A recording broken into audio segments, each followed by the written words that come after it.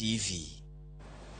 Ripot janon buge omenda oyango ni nyalo bedo ni kaunti ma Kisumu nowito omenda kokale wuodhe ma pachoka komenda magana 221 222. Ripot no bende oluwo ni kaunti no ne ok ochiwo ler gimomiyo ne gitimo chudo moko oko mar lai mar IFMIS kama nyiso chich ni omenda mar jopiny ne nyalo bedo ni otigo arietha kaka George Bati lerono.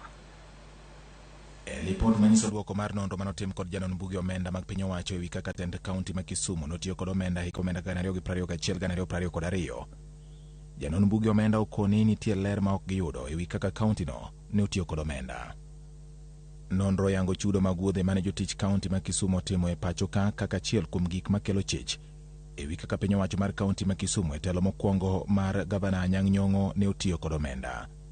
Ei bilion 1 milion 14 27,57 mane oketie chenro mopogore opogore mag kaunti koting'o milion 178 231,80 mag wuodhe ma pachoka kod chudo mabalang'.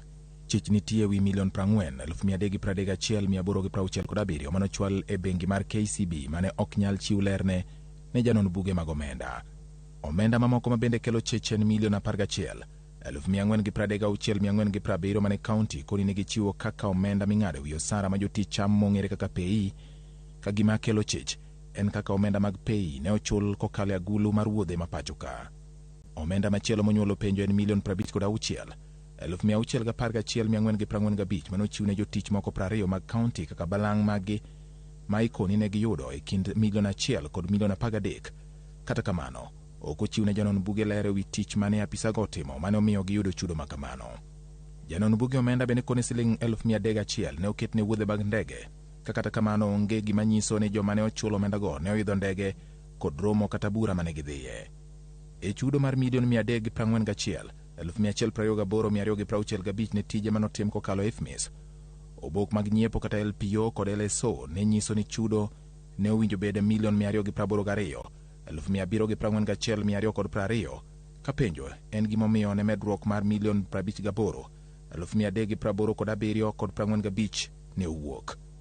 Bende piny owacho mar kaunti ma Kisumu ne ok nyal yango gimomiyo chudo mar milion 256,193,457 ne otimo oko mar IFMIS, kendo ni chudo makamano ne otim mana kokalo e lai midendo ni internet banking.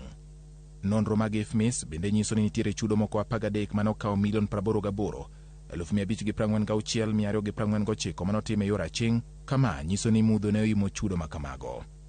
Mondo piny owacho mar kaunti ma Kisumu geng' rode manyalo miyo mudho imo kaka itiyo kod omenda mag kaunti, janon buge omenda okoni sirikal mar kaunti ma Kisumu nyaka koro ket chike mongirore mondo thir mibadhi kod tiyo arietha kod omenda mag jopiny.